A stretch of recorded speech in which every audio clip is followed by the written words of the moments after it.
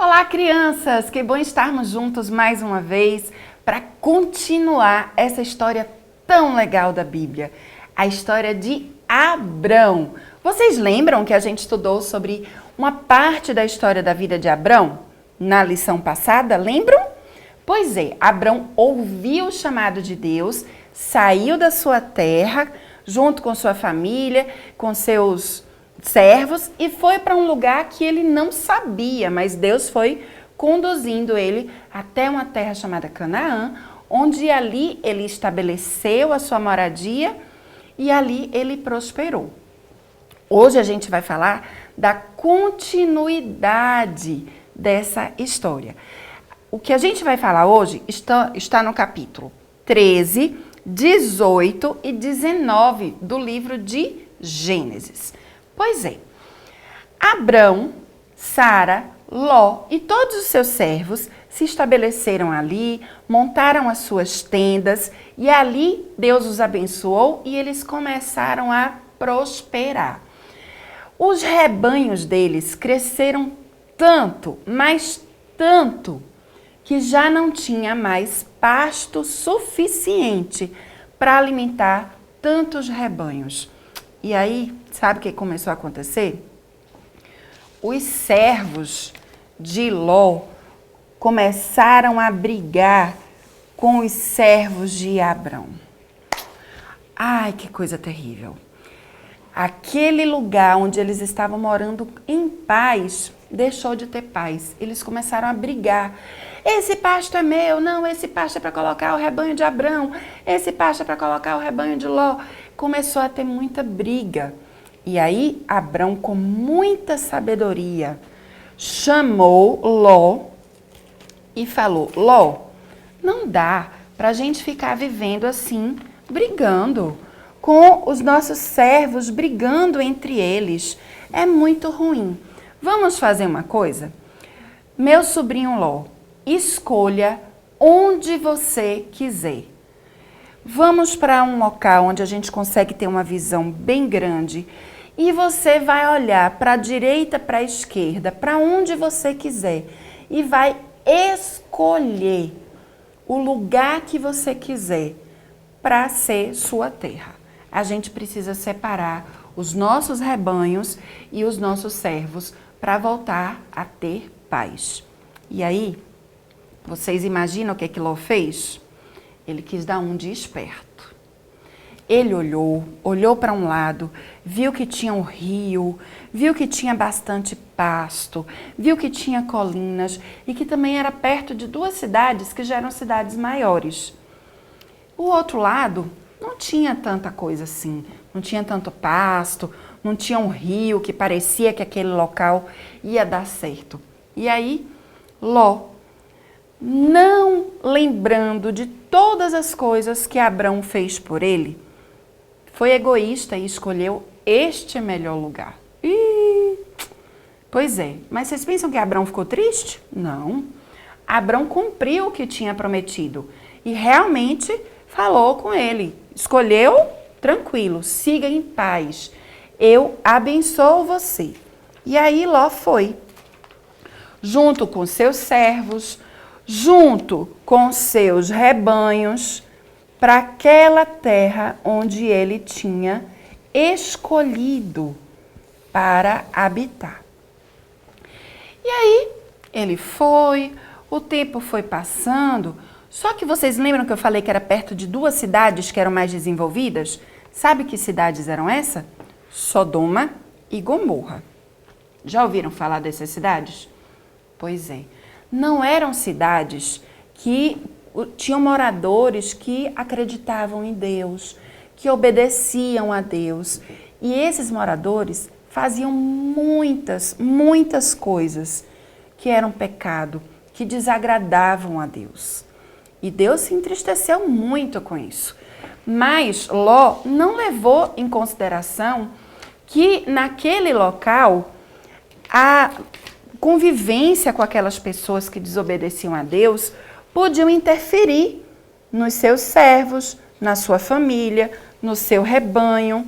E assim, pessoas que estavam ali morando com Ló, também começaram a fazer essas práticas que não agradavam a Deus. Deus se entristeceu muito com tudo isso.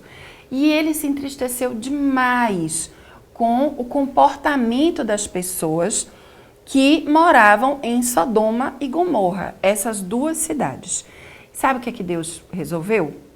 Ele resolveu destruir essas cidades. O coração dele ficou tão triste, que ele decidiu que ia destruir. Um tempo atrás, Deus já tinha feito isso. Lembram da história de Noé? Deus já tinha destruído a terra por conta do pecado e já tinha dado uma nova chance, né, das pessoas recomeçarem uma nova história em comunhão com Deus. Mas o pecado ainda estava ali, né? O pecado entrou na terra desde a desobediência de Eva e de Adão. E aí, as pessoas voltaram a fazer escolhas erradas e voltaram a desobedecer a Deus. Então, lá na época de Noé, Deus mandou o dilúvio, né? Aquela chuva durante 40 dias e 40 noites que inundou toda a terra. Mas vocês lembram que quando o dilúvio passou, Deus fez uma aliança com Noé. Como é essa aliança? Vocês lembram? O arco-íris, isso. O arco-íris é um arco da aliança, é o símbolo da aliança, da promessa que Deus fez, que nunca mais mandaria um novo dilúvio. Esse versículo está lá em Gênesis 9:17. O arco-íris é o sinal da aliança que estou fazendo com todos os seres vivos. E Deus jamais descumpre uma promessa que faz. E ele não ia mandar outro dilúvio, mas ele ia destruir Sodoma e Gomorra, não com dilúvio. Sabe com que seria dessa vez? Com fogo e enxofre que cairiam do céu. Quando Abrão soube disso, ele ficou muito preocupado, muito triste. E aí ele foi orar e foi interceder a Deus. Deus, tenha misericórdia. Será que naquela cidade não tem um justo sequer que o Senhor possa poupar a sua vida? Tem misericórdia, a família de Ló. E assim Abrão foi orando, foi intercedendo e Deus ouviu a oração de Abrão. E aí Deus falou: Abrão, eu vou ouvir a sua oração. Eu vou ser justo. Eu vou destruir Sodoma e Gomorra. Mas eu vou preservar a vida de Ló e da sua família. E assim, a justiça de Deus fez cair sobre as cidades de Sodoma e Gomorra uma chuva de fogo e enxofre vindos do céu. E ali destruiu tudo o que havia naquelas cidades, porque Deus nos ama, mas o amor de Deus não faz com que ele deixe de ser justo. Deus é amor, mas Deus também é justiça. E assim, a família de Ló começou a fugir. Deus mandou anjos que avisassem a eles para fugir dali, para subir as colinas, fugir daquele lugar, mas que eles não deveriam olhar para trás. Sabe o que significa olhar para trás? É aquela coisa assim. Os pais da gente falam: olhe, não pode desobedecer, não pode mentir.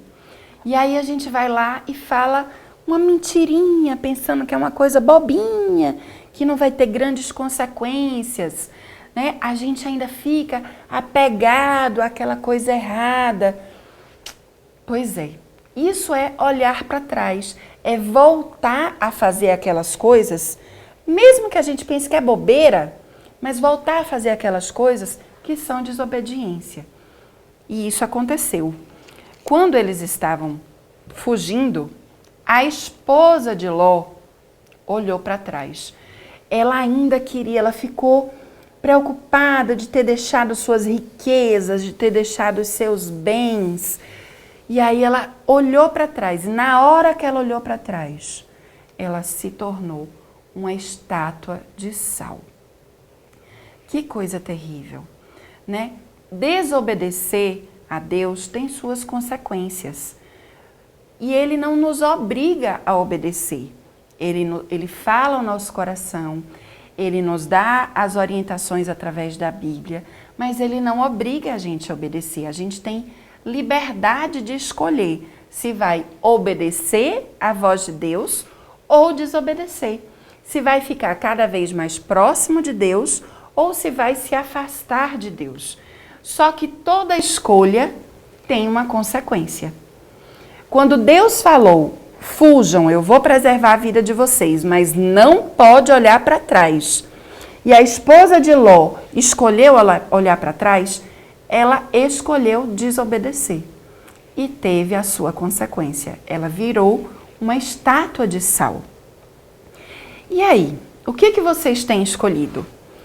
Ló e suas filhas não olharam, mesmo ficando muito assustados com tudo que estava acontecendo, eles não olharam para trás. E Deus preservou a sua vida.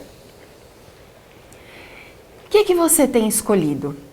Você tem escolhido obedecer à voz de Deus? Ou você tem escolhido fazer só a sua vontade e não ouvir as orientações de Deus para a sua vida? Deus nos ama.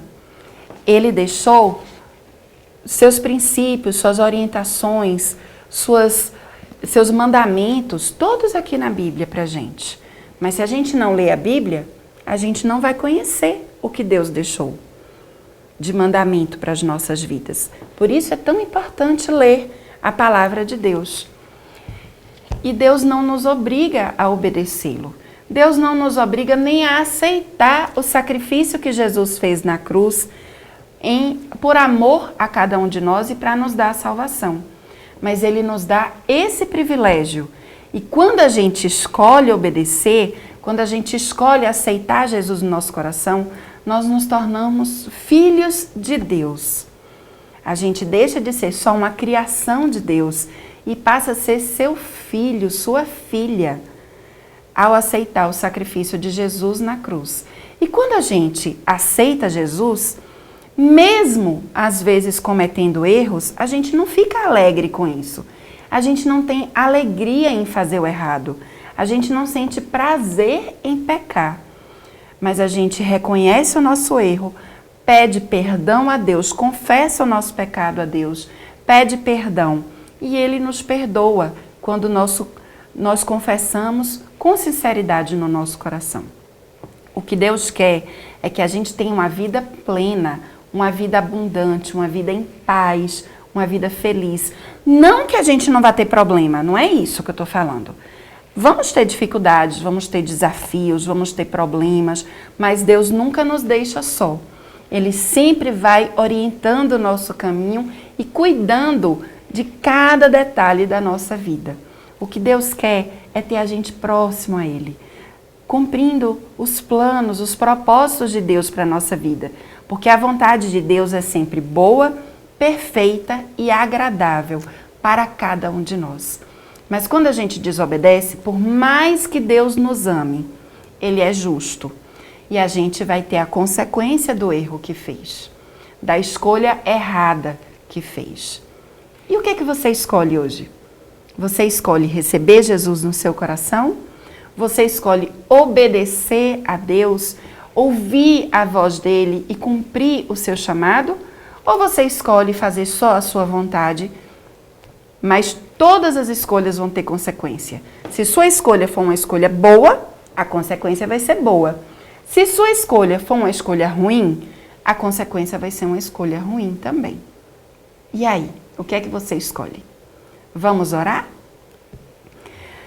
Ó Deus, obrigada, Pai, por mais essa história que nos ensina como é importante ouvir a Tua voz, cumprir os Teus mandamentos e permitir que a Tua vontade seja realizada na nossa vida.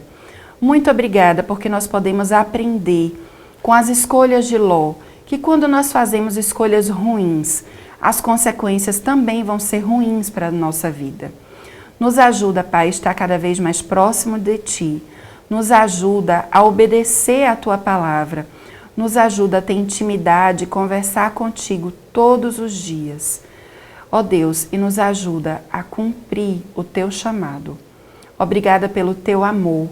Obrigada pelo sacrifício de Jesus na cruz por cada um de nós. E nos ajuda, Senhor, a ter uma vida de acordo com a Tua vontade. Em nome de Jesus, amém. Vamos cantar? Até a próxima, crianças! Tchau!